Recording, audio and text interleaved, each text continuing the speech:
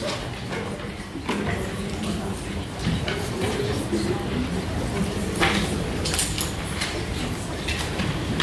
evening, welcome to Mental Health Question Time on Women's Mental Health today. And I just wanted to point out that some of the issues we'll be discussing this evening might be quite distressing for some in the audience, so please be sensitive to people's needs and concerns. I just thought I'd just give a few introductory comments. My name is Louise Howard and I'm chairing the evening today. I'm a professor in women's mental health, so clearly I do think that women's mental health is important, but what we want to hear is your views and the views of the panel. Now, some of you may be aware that the government has invested £350 million into perinatal mental health services in the last few years.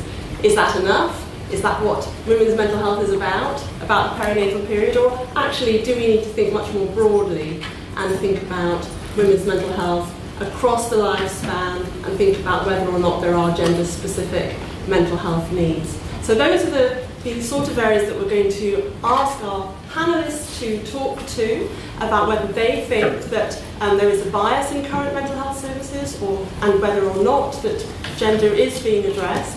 And then we'd like to open the floor to you to make comments and questions. I just wanted to also point out at this stage that after we finish here, there's a drinks reception. It is actually a minute's walk away. It's in the Darwin building, so please do follow the UCL crew who will be able to get us there. And I also wanted to say that please do not take photos of our panelists at the end there, for photos not to be taken or for any live stream of her comments, if that's okay. So I'm now going to introduce our panel. First of all, here on my right is Catherine Sachs-Jones. She's Director of Agenda, the Alliance for Women and Girls at Risk. She's spent her career working on policy and campaigning for change on issues around social justice, with a particular focus on marginalised groups and social exclusion. Before joining Agenda, she led the policy and campaign team at Crisis, and she now co-chairs the Women's Mental Health Task Force at the Department of Health in England.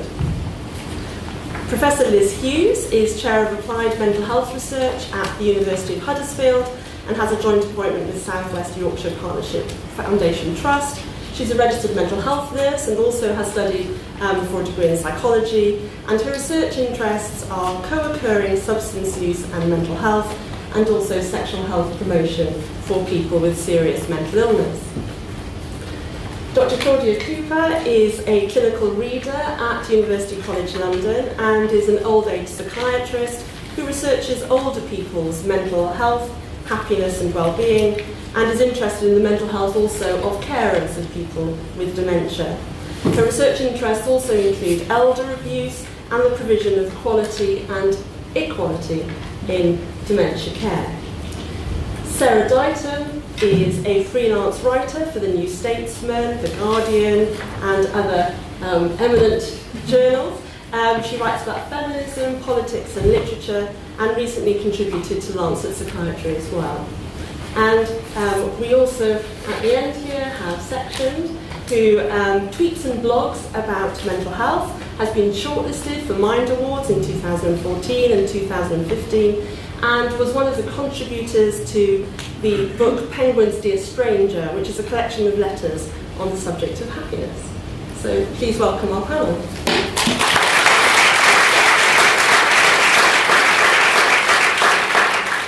So we're just going to hear 5 minutes from each of our panellists and then open to the floor. So Catherine, can we start with you? Great, thank you, Louise. So Agenda campaigns on behalf of women who experience abuse, poverty and multiple disadvantage, including mental health problems and other issues like homelessness. And women's mental health has been a priority area for us because it's so significant for the women that we work with and represent. And also because in recent years mental health has really risen up the political agenda, but we felt that within that women's mental health hasn't really been talked about very much at all. So in my 5 minutes I just want to talk briefly about how women and men's mental health differs and why we think it's important to think about gender in how we think about mental health. So I've been really struck by how gendered mental health is. Women are more likely than men to have mental health problems. And just to give you a few statistics, about 1 in 5 women currently has a common mental health problem, and it's about 1 in 8 men. And in recent years, rates have remained steady in men, but there's been an increase in rates of mental ill health amongst women. And within that, some groups of women are at particular risk. So black women are at heightened risk of mental ill health. And there are particularly worrying trends amongst young women. So 1 in 4 young women have a mental health problem, and they have particularly high rates of things like self-harm, but also post-traumatic stress disorder and bipolar. And I think these growing rates of mental ill health amongst young women particularly underline why it's really important that we understand and respond to some of these issues in a gendered way. Mental distress manifests differently in men and women. So men and women are more likely to experience different conditions. So women are more likely than men to face things like anxiety, phobias, eating disorders, and to self-harm, whereas men are more likely than women to face things like psychosis and addiction, and also suicide is more prevalent amongst men. And there are different drivers of mental ill health amongst men and women as well. So there are a range of risk factors for mental health problems. A big one is social disadvantage and poverty. But for women, the biggest risk is around exploitation, abuse and violence. And obviously these are issues which disproportionately affect women. So of all women who have a mental health problem, over half have experienced abuse in their lifetimes. And for 1 in 4, that abuse started in childhood. So there are real clear links between experiences of interpersonal, gender-based violence and abuse and mental health problems in women. So given that there are all these differences, it's been quite surprising to me how little gender's really thought about in conversations around mental health. In terms of focus on women's mental health, we sent a Gender Centre Freedom of Information request to all mental health trusts. And of the trusts that replied, only 1 had a women's mental health strategy, and the rest didn't have any policies or strategies in place that took women's particular needs into account. And the same is true at a national policy level. There's been no focus from government on women's mental health since about 2010. What focus there has been, and Louise mentioned it at the beginning, has been around perinatal mental health, and that's clearly a very important issue within women's mental health, but it is not all of women's mental health. And I think there is something about how our interest in women's mental health is only how it relates to women as mothers. I think there's something interesting in how we view women's roles there. I think an example of where gender is being considered, which is important to think about, is around men and suicide. So there's rightly been a really big focus on the very high rates of male suicide. Men are far more likely to take their own lives than women recently. And a lot of debate around that has considered the particular pressures on men, thought about how it's harder for men to talk about their emotions and to open up. And so the response has been a big public awareness campaign, and a lot of the response has been focused on the importance of talking and the importance of seeking help. And for me, that really underlines why we need to be thinking about gender more broadly. Because what works for men in terms of mental health awareness and mental health service provision is not going to be the same as what works for women. Generally, women are more ready to talk about their feelings, and they're also more likely to seek help than men are with mental health problems. But the barriers to them seeking help look different to the barriers to men seeking help. So a big issue for women who experience mental health issues is fear of what the implications might be for their children, and the kind of stigma associated with that, and also the risk of social services becoming involved and losing their children in that way. Another big issue for women in terms of seeking help is feeling safe enough to open up about their experiences. And that is something that is exacerbated by the fact that services often lack an understanding of abuse and of trauma. So it can be quite difficult for women to disclose their experiences in those settings. So we think the support that women and men need is different, and we launched earlier this year a campaign, Women in Mind, calling for women's needs to be taken into account in how we think about mental health. We think there needs to be a national women's mental health strategy, and that every mental health trust should have a clinical lead for women's mental health, which is not the case at the moment. And we also think that services should be taking a trauma-informed approach, and that frontline staff need to be trained to recognise how closely linked women's mental health and abuse are. Just a couple of closing remarks. I think it's been really encouraging that mental health as an issue has been getting a lot more prominence in recent years, and I think tackling stigma is a hugely important issue. You know, we have the young royals now talking about their own mental health, and that kind of underlines how far we've come in addressing some of these issues around stigma. But I have a slight kind of concern or hesitation around that, which is a lot of the kind of public conversation around mental health has been focused on the individual, and the kind of emphasis being on the individual to need to be opening up about their feelings and talking to people and coming forward. And I think that model risks being quite male and quite middle class, actually. And there's a danger that there's a bit of a chasm opening up between the rhetoric and the public conversation around mental health and the reality of what services look like on the ground, and the fact that when people do go for help, often that help is not there. And I think that's a particular issue for women. I'm concerned that we don't lose the focus on the systemic and the structural drivers of mental ill health in the focus on stigma. And I think one of those drivers is undoubtedly gender inequality, and another is a lack of the right services being available. So I think we need to be asking, and hopefully we'll have a conversation tonight, about why it is that gender isn't being more routinely thought about in the context of mental health, when mental health is clearly such a gendered issue, and why it is that women's mental health has really received very little public attention at all in recent years. Thank you, Catherine.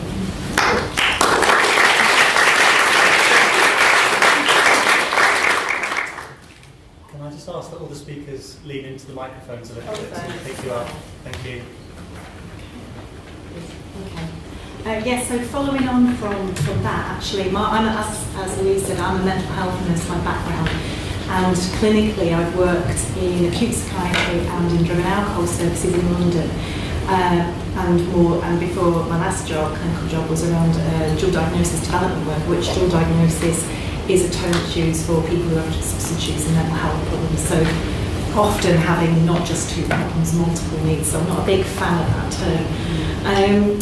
So I've worked with a lot of women in acute psychiatric hospitals, and it's interesting, when I worked I'm going back a little bit now, when I worked as a female mental health nurse on a mixed ward, when it was, I was another female nurse who worked kind of at the same time as me, we had people queuing up when we turned up and used to book one-to-ones with us, because when they'd been around the male staff hadn't offered that one-to-one. So there was something about us being perceived as the people that they could engage with. And the conversations I had was always about distress, trauma, abuse, self-harm. Me and my friend took a very different view on self-harm back then. We were much more interested in talking about it rather than being kind of quite punitive, and I still don't think we've got self-harm right in mental health services. I'm still hearing things that make my toes curl, in terms of what people have said to people who've said, I've cut my arms, and they get some really helpful, in fact, I would say, borderline abusive responses back about that. So I agree, mental health staff need to understand trauma, and they need to know how it manifests and the best ways, the best evidence-based ways to respond effectively to help people as well. So that's just something that I wanted to add from that. So I'm involved in research now, and over the past I've been involved in research that's around people with serious mental illness who also use drugs and alcohol. Now, because of the inclusion criteria, because it's about psychosis and other serious mental illness, by default that becomes research about men with dual diagnosis. So, one study that springs to mind is quite a big study, the biggest study that's been really, was the MINDS trial, which is a trial of CBT and motivational interviewing for people. 84% of the recruits were male. So it only tells us what worked or what didn't work for men as well. So I think that's interesting to bear in mind as a researcher, how we address gender imbalance in our inclusion-exclusion criteria. And that's not even a drug trial, that's a psychosocial intervention as well. So it's something that we need to be aware of as researchers. I did a systematic review of the prevalence of HIV blood and other bloodborne viruses in people with serious mental illness. And I got about 92 papers retrieved, which were all set in mental health services. Some of those papers didn't even give the data by gender. It was just X amount of people had HIV, X amount of people, but it didn't break it down by gender. So I was really interested in looking at where the gender differences, but because there was a lack of data in those papers, I was kind of a bit stuck. The other issue is around, this is a bit more statistics, but do we design studies that are sufficiently powered to look meaningfully at gender differences as well? So does our recruitment strategy take that into account? We need to bear that in mind in order to make some meaningful conclusions, because just because you do recruit women doesn't mean you've recruited them as much in the greatest numbers to make that statistical power. So I'm also interested in sexual health of people with serious mental illness, and a lot of that is involving looking at the sexual and reproductive health of women with serious mental illness, people who use mental health services. So we've done some focus groups in London and in York, talking to staff about what they do around sexual health and what the barriers to helping people. And it's really interesting. It's clear that it's a huge problem. People don't know how to advise people about contraception. They don't always ask if someone could be pregnant before they prescribe medication, which could be harmful. It was something that people were kind of talking about. Yeah, we should, but I don't always do it. So even in the focus groups, it was clearly a concern. It's not standard routine practice. And there's a study that's been done in Australia, and I sent it to Andres, I'm sure he's going to tweet. And they looked at the first 3 months of people being case managed in a community mental health team in Victoria in Australia. And they found that hardly anyone had had a sexual health assessment during that period at all, despite the fact we know that there's significant needs in this population, not just about HIV and STF, sexually transmitted infections, but just about the relationship issues of coercion, abusive relationships, all which link with sexual health as well. So we've got this kind of evidence-based gathering that there's needs on one hand, and then there's just this kind of lack of any response, any formal or even informal response within mental health. I've also been looking at sexual dysfunction as a result of antipsychotics, so we've done a little audit to help us with a proposal that we've been preparing with Mike Crawford at Imperial. So this involves giving people with serious mental illness a sexual dysfunction questionnaire. It asks 5 simple questions. Some would consider quite sensitive questions, but they are, by definition, what you need to ask to define sexual dysfunction. People were okay about erectile dysfunction, were horrified to ask women about the female arousal questions, were utterly horrified. And there's something, what does that say about how we feel about women's sexuality? That we can talk about penises and whether they're erect or not, but we talk about vaginas, everyone's freaking out. And so I think, we have to challenge ourselves as practitioners about this. What are we doing if we don't respond to this? What are we doing? How are we neglecting our duty of care as well around these conversations? And people will talk to you about it, but we have to open the door. People are not going to come to us unless we make it okay to talk about these issues. And 1 minute, I've got one more thing to say. So I agree with the issue around trauma and non-volitional sex. We know it's really common in the general population. We know it's really common. It's even more common in people who come through the doors of mental health services. We've got to be able to ask about this. We've got to expect it and make it okay to talk about it. And people have some tools to be able to have those conversations. Because when I've talked to staff about it, they say, I don't ask the questions because I don't want to open Pandora's box, because I actually don't know what to do next. So there's fixable things we can do, but we've just got to be able to think about a strategic approach to this so that it becomes standard, routine, and then it's not embarrassing. Everyone gets asked it, and then it kind of just takes the sting out of the whole thing. Thank you very much, Liz.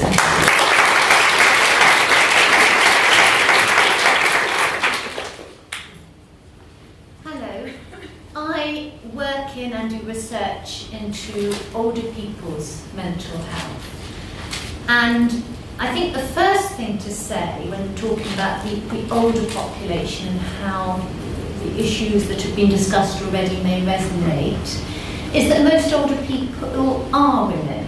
Certainly if you look at the over 80 population, 2/3 are women because women live longer. And in common with the rest of the population groups, older women have more anxiety and depression that they experience than older men. And they also have more dementia, mainly driven by higher rates of Alzheimer's disease in women compared to men. So actually, of the people living with dementia in this country at the moment, 2/3 are women. So most of the mental health needs of the older population are the needs of women. So does older people's mental health care and research work for women? I think the best answer is not as well as they work for men.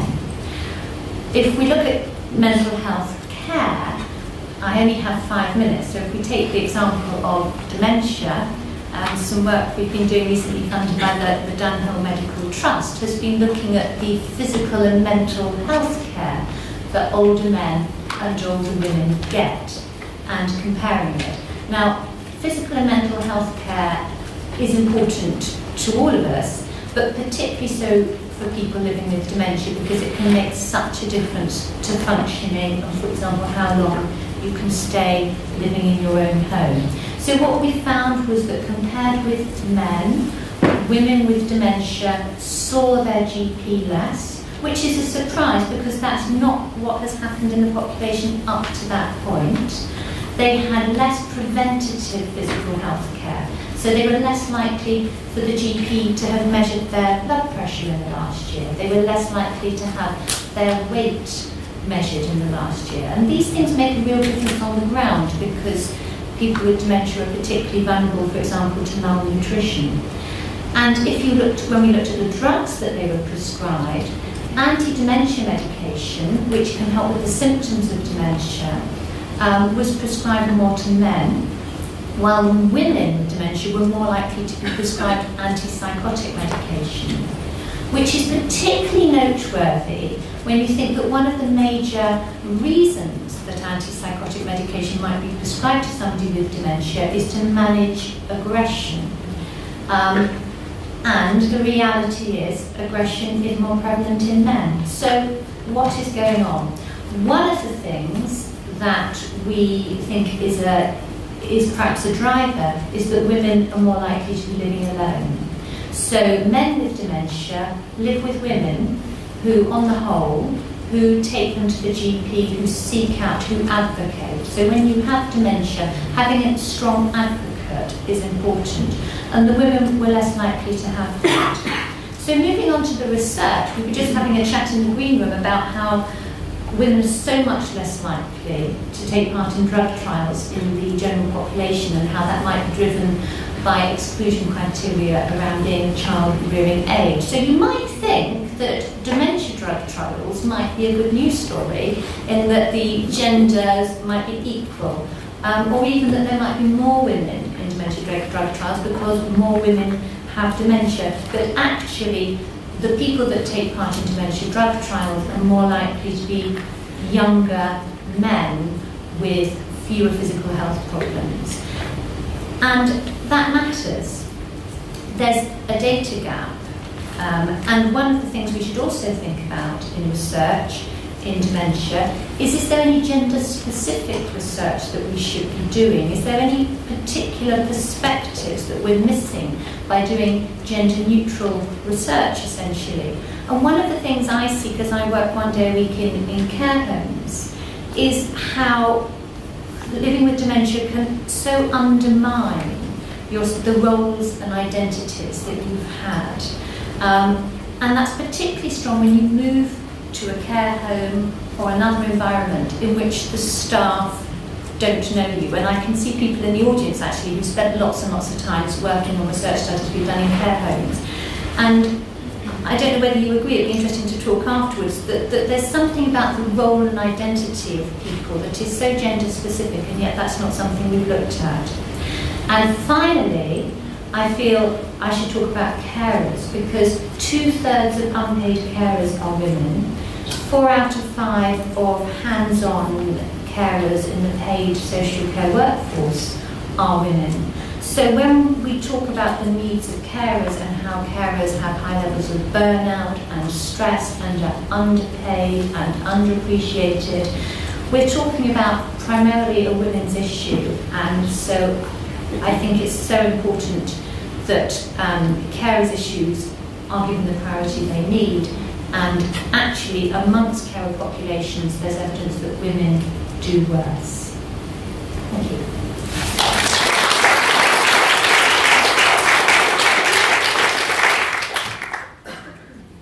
Hello, I am in no position to speak in any way as knowledgeably or expertly as the other panellists, so I'm just going to get this out of the way as soon as possible. When it comes to women in health, I think what we've heard a lot and correctly is that women are underrepresented. There is a huge data gap within medicine, very much driven by the exclusion of women as research subjects, because there is this assumption that we have a sort of a complicated hormonally cycling biology that can't possibly be, exposed to the scientific rigours of pharmaceutical testing, which means that there is a huge absence of data about how medicines interact with those allegedly hugely complicated, unpredictable hormonal internal cycles. It's a very strange kind of logic to say women are so complicated that we can't test drugs on them, and then we're going to just give them these drugs that we've never tested in this hormonal environment. And yet that's what happens all of the time, because, and not just in psychiatric medicine, but within all kinds of medicine, and in fact, all kinds of research, this male default is hugely, hugely dominant. So we're just not asking questions about women. And then we are applying solutions to women that have been formulated around this sort of ideal subject who is in fact a man, and who furthermore is generally, there isn't enough research about the race gap as well. So black women are doubly disadvantaged.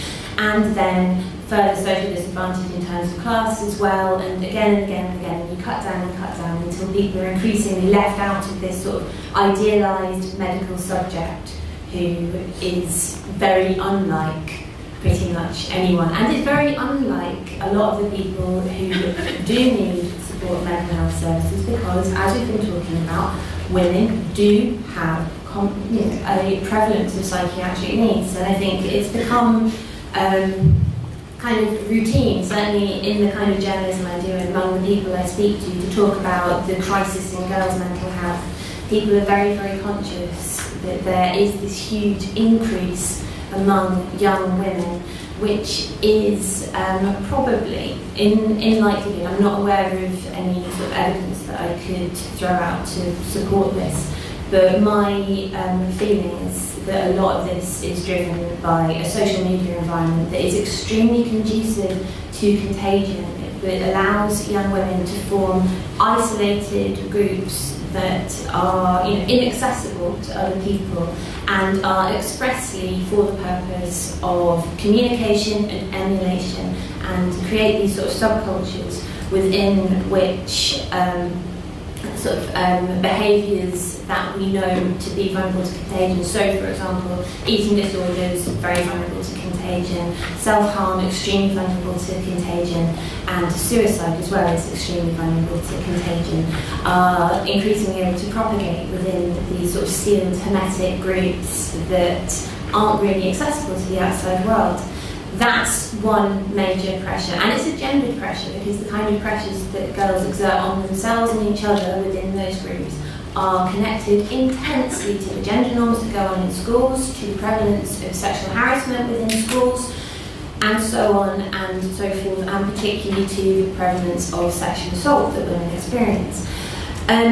Which kind of brings us to something that is, I think, sort of been simmering under in all the contributions, and which you raised particularly explicitly, is this division between individual approaches to mental health and institutional approaches to mental health. And I think, again, I might be completely talking out of my hat, but when you spoke about women being more likely to be given antipsychotics for dementia, that feels very much like that's an individual behaviour management solution, while the institutional issue is perhaps that, as you were saying, women are more likely to live alone, or women are perceived as being stereotypically less violent, so expressions of violent behaviour from a woman might reach a lower threshold to lead to antipsychotic medicines.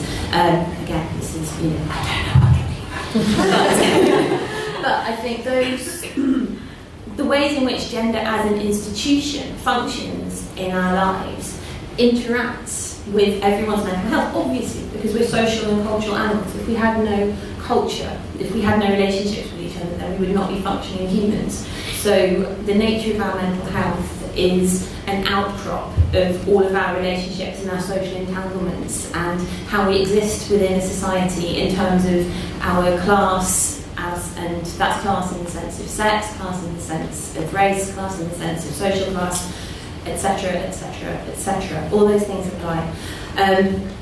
We do need to talk about it more. We need to explore it properly. We need to do the research. And I think as practitioners, it's very important to be aware that when you are embarking on a treatment program, there is often going to be this huge research gap within the data that is available to you, and a lot of things that are accepted as normal practice are based on this male default model. But also, I think my kind of concluding point would be that we should be aware of how mental health has been used historically and is still used as a method of control for women as well.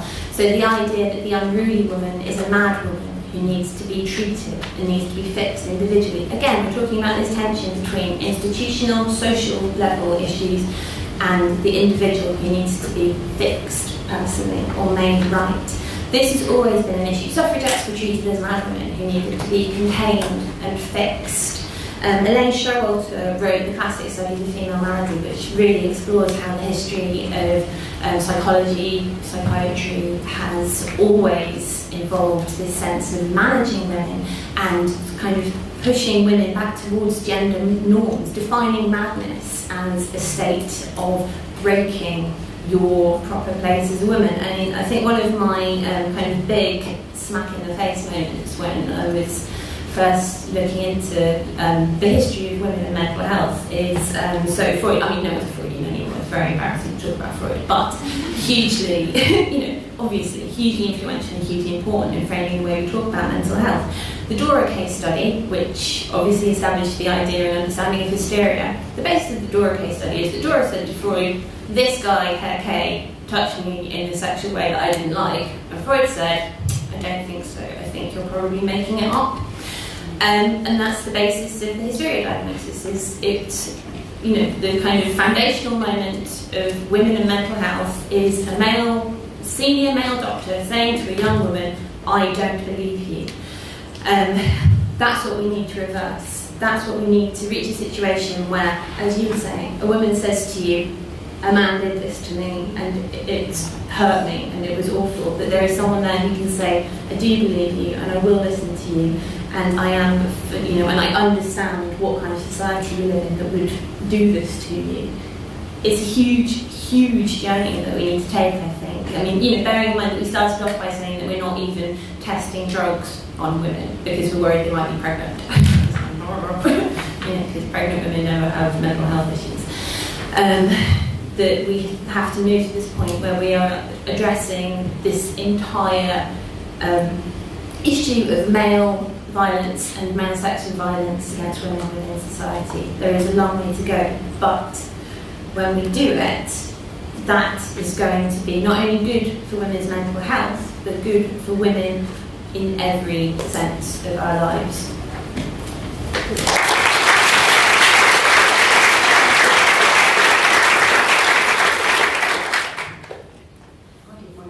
On Twitter. And apart from that, I pick on about myself. So when I was invited to come along and talk about women's mental health, I asked Twitter what they thought, and I got a whole variety of responses back. And for what it's worth, the sort of unedited version is stuck up on the first page, the current page of my blog. I've just saved and storified all the tweets that people sent me about what they thought, how they thought services for women's mental health worked and what they could do better. A whole lot of different responses. One of the ones that came out loud and clear was about mixed-sex wards. I had a fairly toxic experience on ward, and I found out afterwards that I was lucky because I was on a single-sex ward, and there are still mixed-sex wards or wards that are claimed to be single-sex, but in fact you have a women's wing down one side and a men's wing down the other, and in the middle there's a dining area and a social area where you're supposed to mix together, and there's no physical barrier stopping men and women moving across. And it came over time and time again. This was unacceptable. Women when they were poorly, felt vulnerable, did not want to have male patients on the same ward, didn't want to have didn't want to have male staff on the ward, made them feel safe. And certainly my experience of being on ward was that it felt like I would imagine a male prison to be. It was all about containment, nothing about care. I was physically contained. There was nothing nurturing or kind about it at all. There was no facility for children to visit. There was no activity room.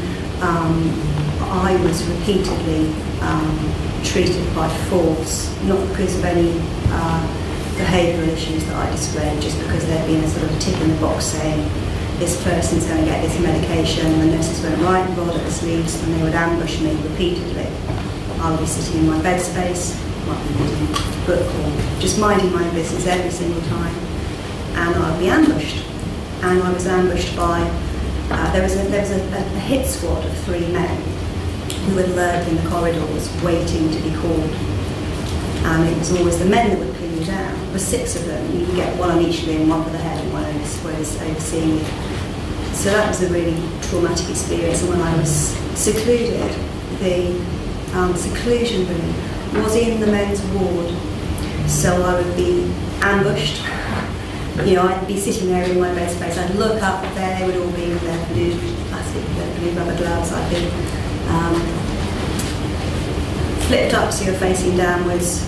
And you know, if I was going to be taken to seclusion, I was taken face down, all the way down through the women's ward, down through some corridor, through the men's ward, past the men playing snooker, and locked in this seclusion room, which had no access to water, toilet. I'd be there in my pyjamas with no shoes, and then they could just come along and look through the window. This was in 2011. So that to me felt like a very sort of punitive regime, and there was no, well, one other sort of memory of the sort of time on the ward was it seemed to be a surprise when women menstruated. So they had a sort of a collection of these sort of enormous great sort of incontinence pants things, and then some sort of towels that you would need loop belts for or something like that. There was no acknowledgement of the fact that women were going to be coming in there menstruating. This is a ward for women under 65, so there's going to be a lot of women in there who were menstruating. There was no provision for that. There were just these sort of big, sort of thumping great sanitary towels, and I was sort of delighted in finding different uses for them. So I went straight. I once used them as shoes. I didn't have any shoes, so you take the sticky strip off. You just put one on each sole of your feet, and it keeps you off the floor. Because I don't know about you, but I don't want to walk around the hospital ward in bare feet, so they work really well as shoes. They don't have any plugs, any bath plugs, so you can stick one in the bath plug, fill up water. It's really great. Our ward used to overlook a garden where staff would go for their lunch breaks, I once wrote SOS in sanitary towels across the room. So they do have their uses, but I once missed a ward round. You only get a ward round, which is this big sort of thing where you're displayed to all the professionals once a week for 15 minutes. They've had a little chat about you beforehand, and they come you in, they summon you in, and they speak some words over you so that they can make a record if they told you something, and they send you out again. So that's your one chance to say anything. You might have 2 minutes at the end and you can ask any questions. And I once missed a ward round because these sort of inadequate sanitary towels that you could only stick on your feet or signal to staff in the distance had been completely unfit for the purpose, and I found myself being called in, and there was just it's horrible mess. I had to disappear off the toilets, and that was it. So I missed a ward round for the week. But I think I'm just sort of rambling now, aren't I? I think one of the big sort of things I came up with through asking on Twitter was that it was really, really important that women felt safe on the ward. My overriding feeling of being on ward was I felt unsafe the whole time, both from patients and from staff. I was assaulted by staff, I was assaulted by patients, and I was assaulted by patients. The staff didn't protect me. It was just a sort of a brutal, toxic, ongoing thing in there. It was just really awful. And it felt like it was just about containment and control. There was one male nurse in there who would find out what you were afraid of and then use that to get his way. I mean, just to get you to do what he wanted. So he found out that I was desperate to get out, and so I was trying to suck up to the clinician or the psychiatrist all the time to try and just get out of there. So if he wanted me to do something, he'd say, I'll tell the psychiatrist. So he would always find out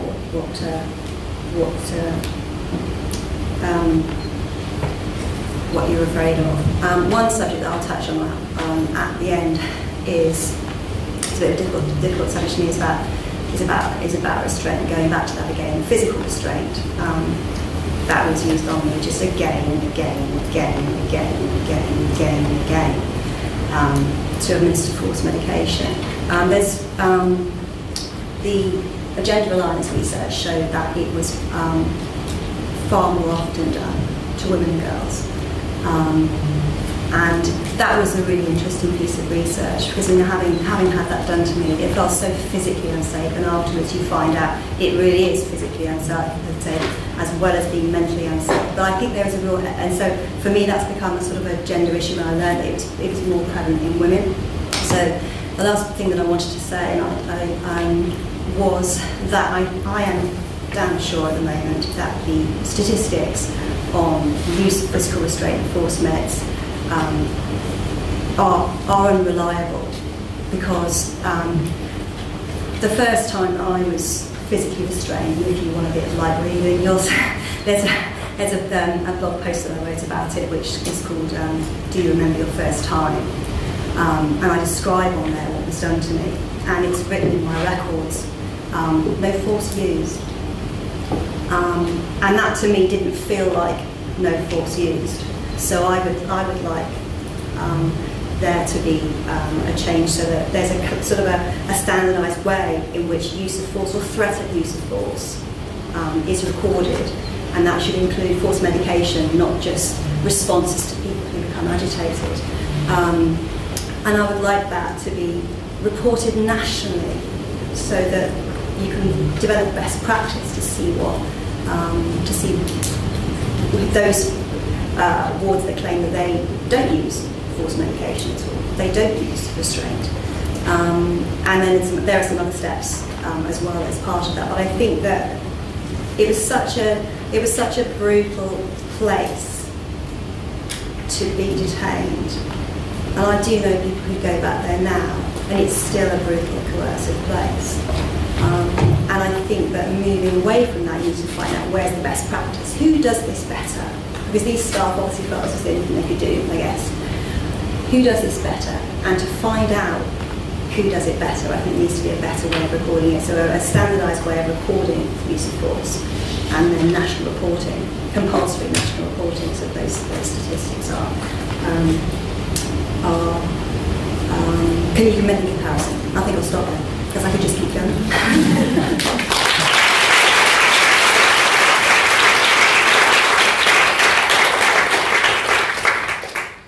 Thank you very much to our panel. Any questions or comments? Do we have a roving mic? We do have a roving mic. Questions on that?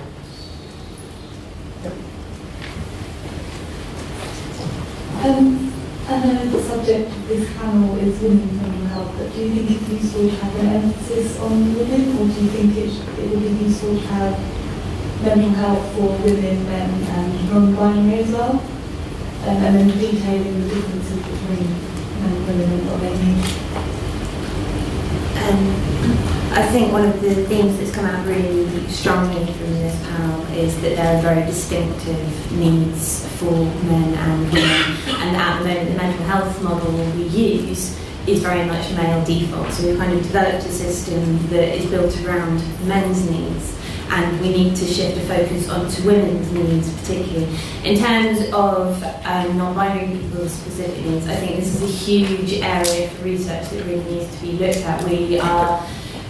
We are basically now, at this moment, we are seeing the formation of the first cohort of people who identify themselves as non-binary. So this is a major research opportunity for somebody to identify that cohort and do long-term follow-up, see what their long-term outcomes are in terms of how they engage with various forms of transition, and also to see how their mental health responds to various forms of transition, or see what their long-term health outcomes are and in what ways they are specific to being non-binary, or in what ways they might correlate to physical sex and other risk factors.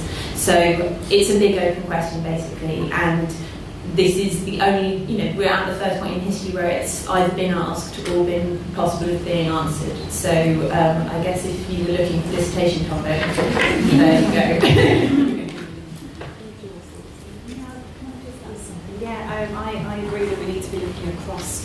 Gender isn't just male and female anymore. We understand that there's a kind of whole range of the way people identify their gender, but also their sexuality as well. And I did a study with Elizabeth Dermot at Lancaster called Queer Futures, and we looked at young people who were identified as LGBTQ, and we asked them about suicide and self-harm. And what came out of the studies, we did qualitative and big survey, which got about 900 people took part in that. What we found that was the significant issues were around transgender bullying as well, and kind of stigma around transgender issues came out very, very strongly. And actually gay men seem to be doing much better than all the other groups, which is really interesting. If you think about the history of the kind of activism, they've always been a very vocal, powerful group, but actually the other groups are kind of in that wake. So again, men are doing better in terms of even sexuality and politics as well. So I agree, but I think it needs to be completely broad to cover every person under that umbrella, really.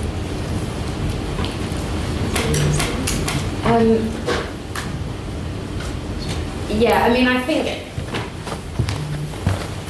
think part of the reason that we're having this conversation this evening is because women's mental health is often overlooked.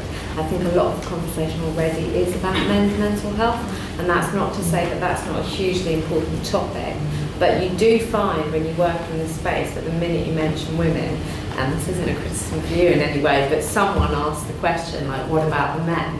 Which, whereas when you talk about men, no one in the room said, well, why aren't we talking about women here? So I do think it's important that we have a space where we are talking about women in a non-exclusionary way, all women, and specifically about their mental health needs, just because they're so absent from the conversation often. Any question? Oh, yeah, sure. Thank you. Thanks. Yeah, I thought it was really interesting as well. Thank you very much. I totally agree that women's mental health is not just about terminating mental health, and that's the area that I am interested in because it's about postpartum psychosis and all that brought with it. But I was just thinking, perinatal mental health is quite a hot topic at the moment. It's received quite a bit of extra funding. There's going to be some more mother and baby units going up.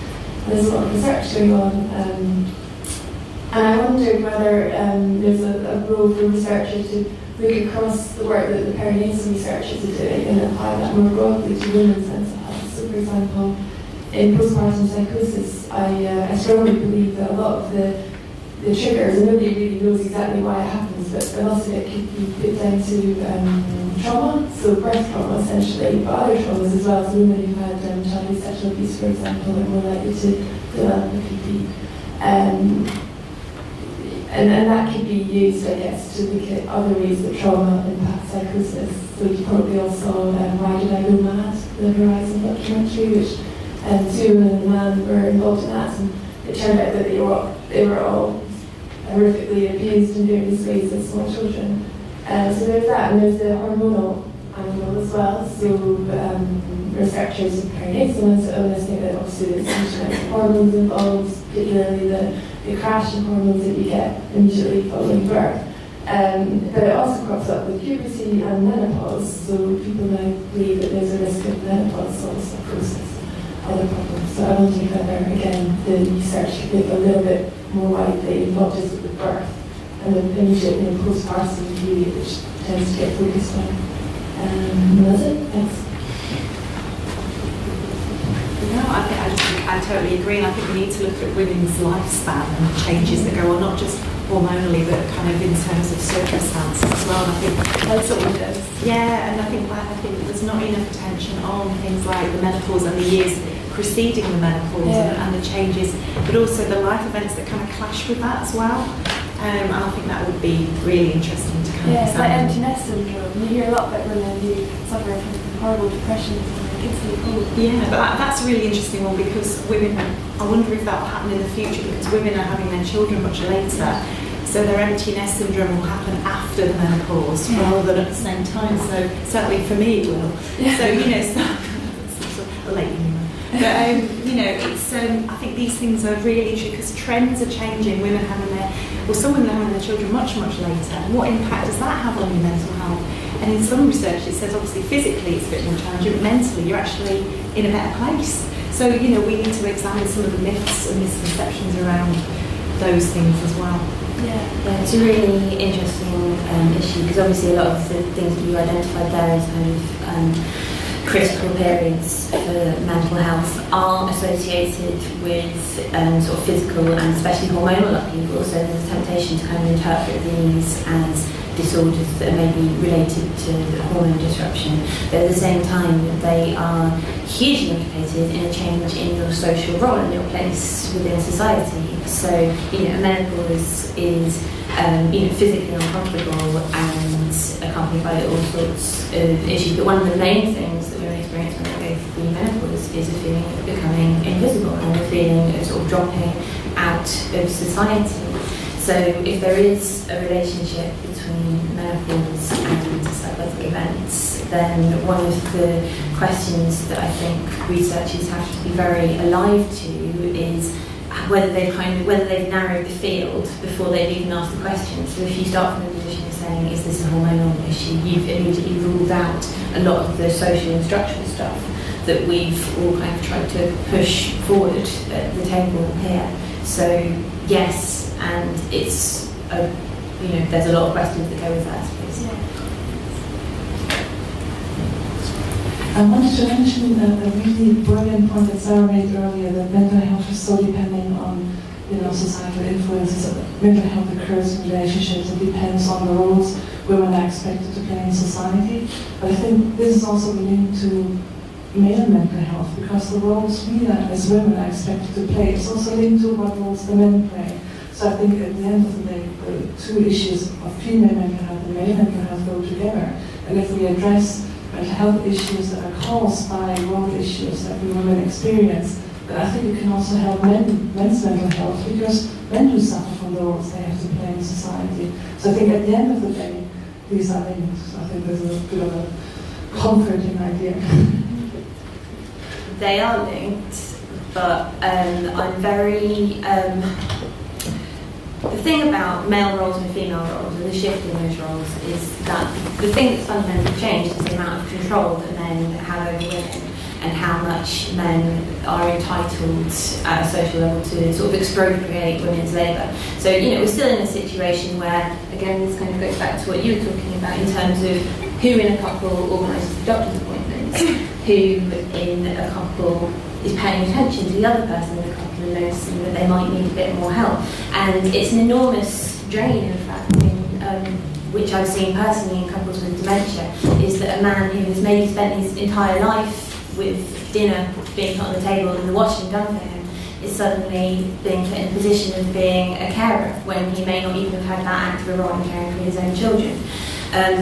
So yes, what happens, you know, the way that gender roles change is very important to mental health, but if our position is that we have to somehow kind of cosset and protect men from the changes in gender, that's not necessarily a healthy thing for women, because, well, obviously, but because, you know, one of the kind of the big sort of conflicts within mental health and how we talk about suicide is certainly within the women's sector and within how we approach violence against women is the fact that it's a kind of a known tactic of coercive controlling men to threaten suicide in order to kind of control a woman's actions, whereas there is a kind of for women, the relationship between abusive relationships and suicide is that abusive relationships are a huge risk factor for, so being the victim of an abusive relationship is a risk factor for women in suicide attempts, and being the perpetrator in an abusive relationship is a risk factor for certainly claimed suicidality for men and for some level of suicidal events. So, yes, but in some ways the problem for men is gender, so kind of trying to make them more happy in their manhood isn't a good answer. I don't think that's what you say. I don't think that's what you were saying it was. But, yeah. Men also benefit in a way from women redefining their roles and being emancipated, because it also takes pressure off the men. So I don't think we should be discussing it as women against men. But we both. But I suppose it doesn't necessarily take the pressure off the men, I suppose. I mean, at the moment, the current situation. I'm sorry. It doesn't. But the current situation and the current sort of nature of gender power relations is that women take loads of pressure off of men. Women do huge amounts of the emotional labour, which means the men aren't actually, men aren't having to think about relationships because the woman's role involves covering that relationship stuff. So it doesn't take the pressure off men. Really, the change in gender relations is about men taking more responsibility in some ways. And I think more responsibility is a good... Yes, more responsibility is a very healthy relationship to have to yourself. But, the initial thing is going to be men giving up certain amounts of control. I do think, to be fair, the flip side of that is, and when you look at the very high rates of male suicide, the kind of pressure on men to not show emotion, to not cry, to be strong, which is the kind of flip side of women playing a more, meek and subservient role. I do think that challenging those gender stereotypes and those gendered roles has benefits for both, but I agree that there are also threats to some of the male roles. I'm a consultant psychiatrist. I work in an all-male unit, inpatient unit, and an all-female inpatient unit. So I have different roles and responsibilities in each. I'm about to be starting up a female psychiatric intensive care unit. So I was quite interested in what the panel's views are on the role and appropriateness or effectiveness of, say, a male doctor or consultant psychiatrist and male nurses and other members of the male multidisciplinary team in an all-female environment or ward. And are we in danger of stereotyping men working in mental health?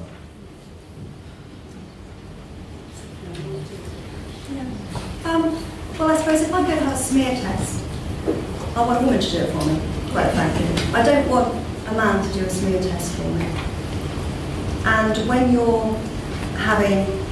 if you're in a mental health ward and having a mental health crisis, you're really poorly, you're really vulnerable. You need to feel safe, emotionally. And I would rather be seen by female staff. And that's not just me. This is my extensive research on Twitter. It came across across time and again that women wanted to have all women wards. They wanted to be in an environment just with women, and that was about feeling safe. And I think one of the big things I think it's a big blind spot in psychiatry, that safety means physical safety. So locked doors, ligature points, rather than emotional safety. And certainly my experience in the wards, I didn't feel emotionally safe, and there was no aspect of well-being. So I would answer, when you're sort of talking, when you're saying what role do men play on psychiatric wards for women, I'd say, well, what are psychiatric wards for? That's the starting point. What are psychiatric wards for? They're not there to provide jobs for men. I suppose part of it, but what are psychiatric wards for? That's sort of a fundamental point for them. Are they there to provide refuge and asylum and nurturing and care and treatment and support? And if they are, let's look at how that can be facilitated for women. Yeah, I just wanted to say, as a female mental health nurse I've been involved in restraints, but often excluded from it. So as you described, when something was happening on the ward, the men would go, no, you stand back, Liz. And I'd go, well, let me try, let me come and talk to people, maybe I can.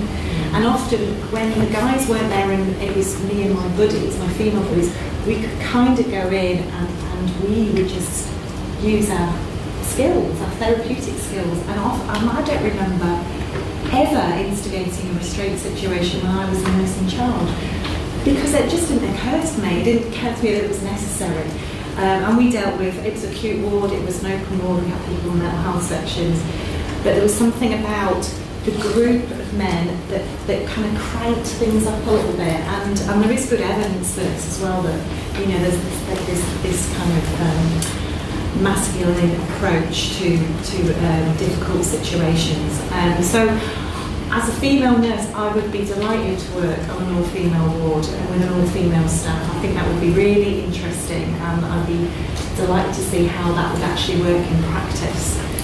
Can I just flag up one thing there? It's just because there's a bit of research by a guy called Chris Papadopoulos. I think his Twitter handle is @ChrisPaps, and his piece of research showed that it was staff who were influential on the levels of coercion and containment on wards, not patients. And certainly my experience on ward was that nobody ever spoke to me. Nobody even spoke to me. Every time I was in ambush, and they had a hit squad of 3 men each time, and another staff, and they would just pile in. It was a manoeuvre. It was like, if you've watched programs where a zoo animal is given an injection, they'll get the shields up or whatever, it's all that sort of thing. There's some good work. Joy Ducks who've done a lot of work. Yeah, we're going to hear from the panel, and then we'll come back to the audience. So, Catherine, I can see you want to come back in. I can see you're agitated there. So, but I guess the point I was going to make from the women that I think you can't overestimate how many women in mental health hospitals have experienced sexual and physical abuse at the hands of men. It's most of the women in there. We don't have accurate statistics on it, but I would say it's the vast majority of women in those settings. So when you're feeling at your most vulnerable, having men around, for many, not all women, for many women, can make them feel unsafe. So I think the key thing is about choice. Not all women want to be in all women settings, but a lot of women do. And I think it's really important that we give them that choice, because if women don't feel safe, then an environment can't be therapeutic and you can't begin to heal, which really should be what going to hospital is for. So I think there has to be choice. And at the moment there are so few. There are probably 1 or 2 in the country of NHS units which are staffed entirely by women. I'm aware of one in North London. I think there may be one other. But so that option isn't available to women, and it needs to be. That doesn't mean that some women might opt for mixed sex services, or having at least men working in them. But at the moment, there's just not that choice there. Gentlemen, come back to you. Yeah, we'll just come back to you then. Good question. Yeah. But I'd like to reply just because I do work on a female-only unit and I'm a male consultant, and a lot of the views presented are quite negative. There's nothing in favour of males working in that environment. We actually work very hard. We're not coercive. I spend extra time with a lot of the female patients, probably double the time. We can be responsive, we can understand trauma, we can educate ourselves, empathise, and get very good results where we build rapport.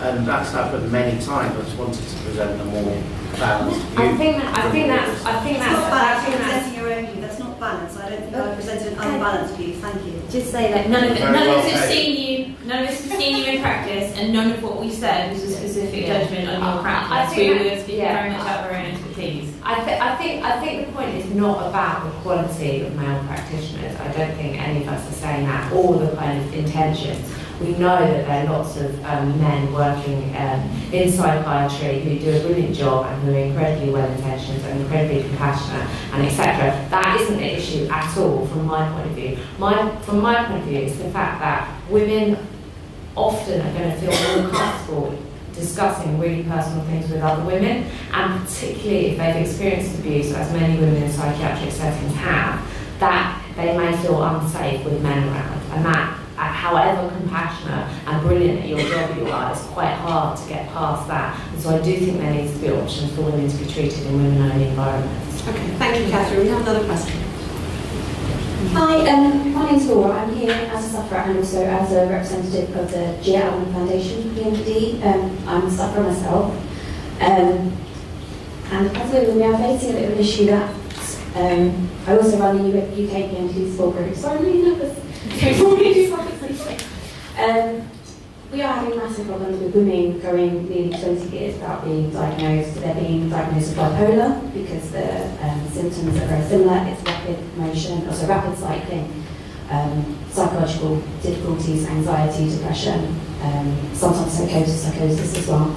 And so many women, including myself, have gone to the doctor and never once been asked about their menstrual cycle. How do we get that as part of a regular practice? We've got women being diagnosed, misdiagnosed for many years with bipolar, going on antipsychotics when really they need to be treated with hormone therapy. It's a high suicide rate. 50% of people either try to take their life or do take their life due to PMDD, and yet I've only ever met one GP that's ever heard of it, which was a young male. It's very linked to postnatal depression, and again, no doctors seem to know that. How do we push this forward as women? It's something we're working on, to get doctors to ask those questions and give women the help. Thank you. I think it kind of links into this whole thing about women and their reproductive health, and not seeing it as a disconnect. So when you go about physical health or a mental health, have a holistic assessment and think about, even a simple thing like, so for example, mapping your symptoms would suddenly go, oh, hang on a minute, look, there's a pattern here. It's not a GP level, Yeah. it's psychiatrist level. You've got psychiatrists and a trained psychiatrist that is never once touched upon, that you should ask them about their menstrual cycle. Absolutely, and this, I'm completely on your side. I mean, I've got, I know somebody who suffers as well and who experiences horrendous crashes in mood. Yeah.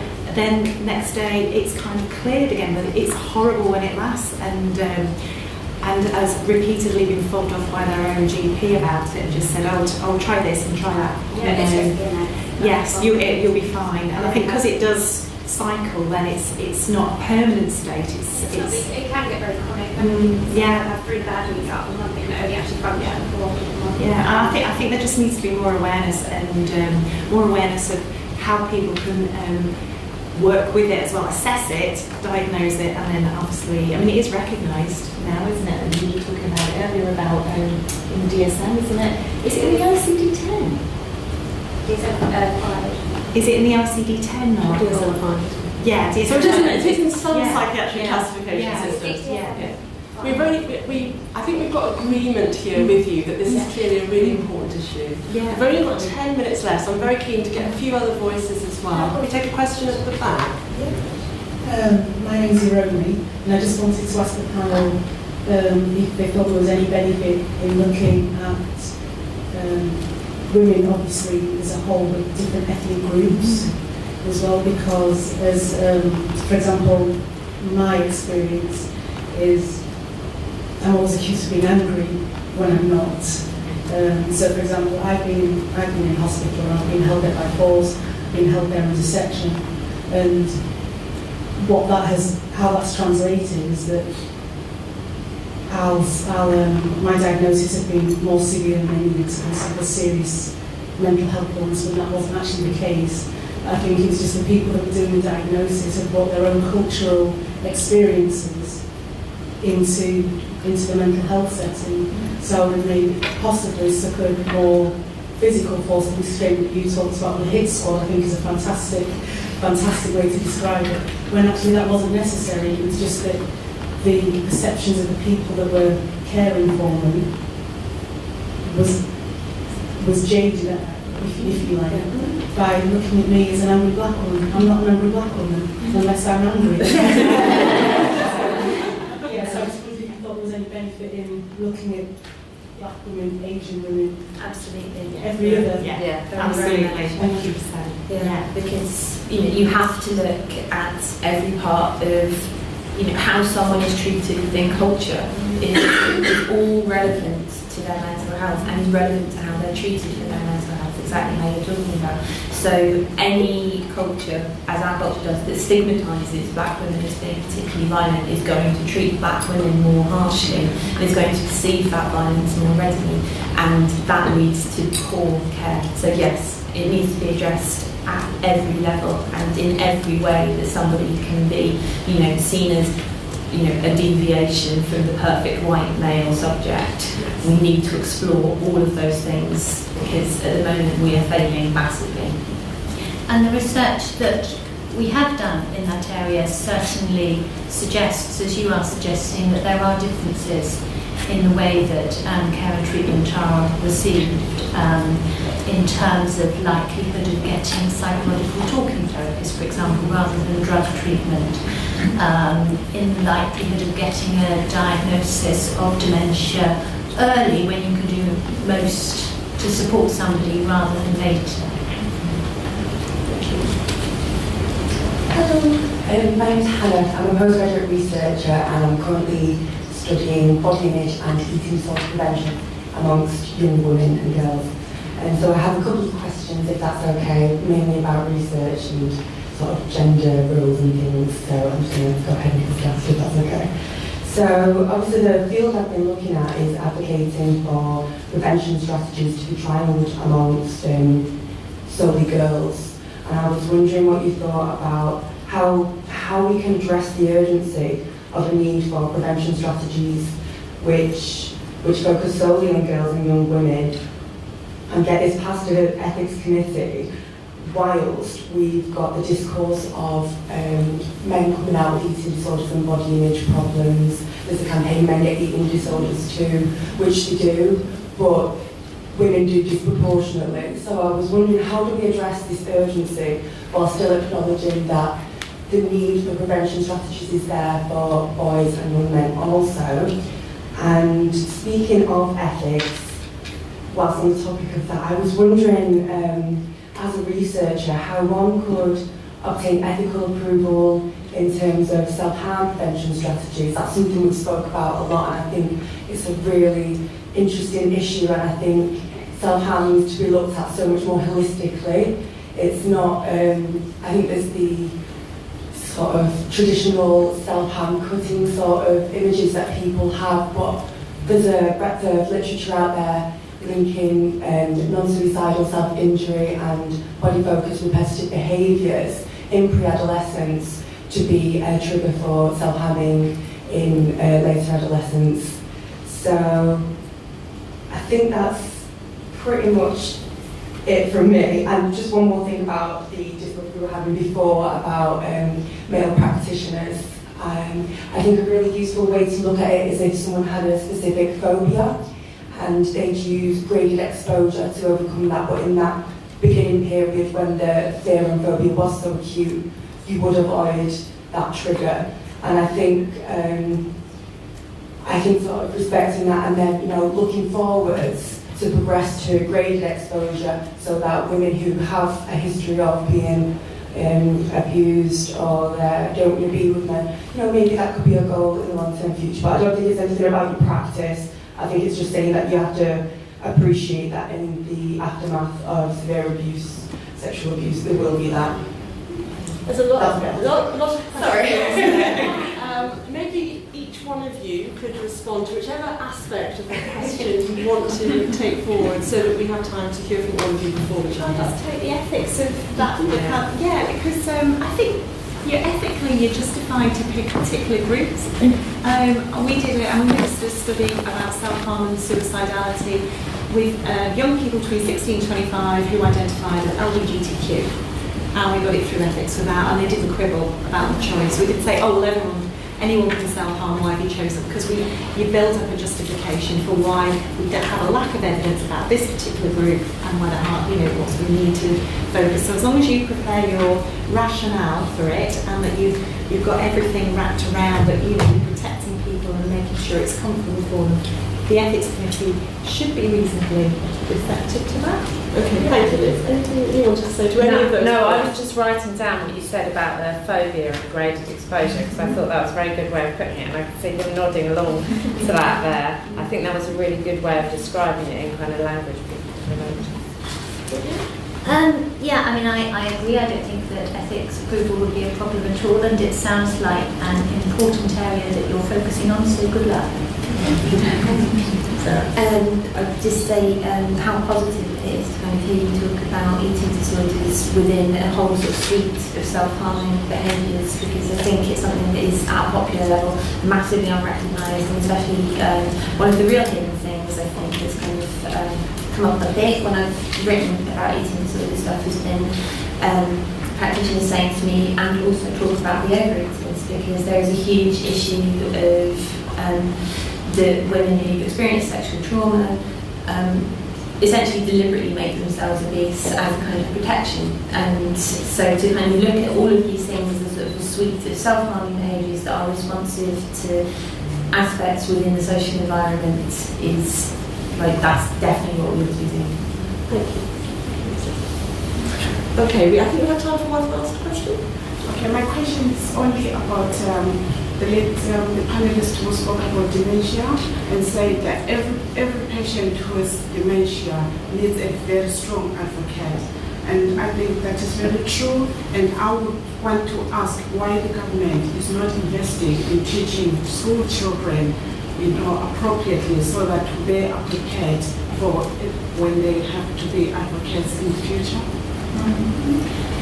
Well, there's certainly been a lot of work on dementia awareness in all sorts of different populations, and I think that's a very good point, that dementia is part of life, and the more that it is seen by something that is part of life and to be talked about and within society, rather than too terrible to think about and so put aside, I think the more that we can be inclusive, obviously, the better it will be. But I agree, it's never too young to learn about these issues.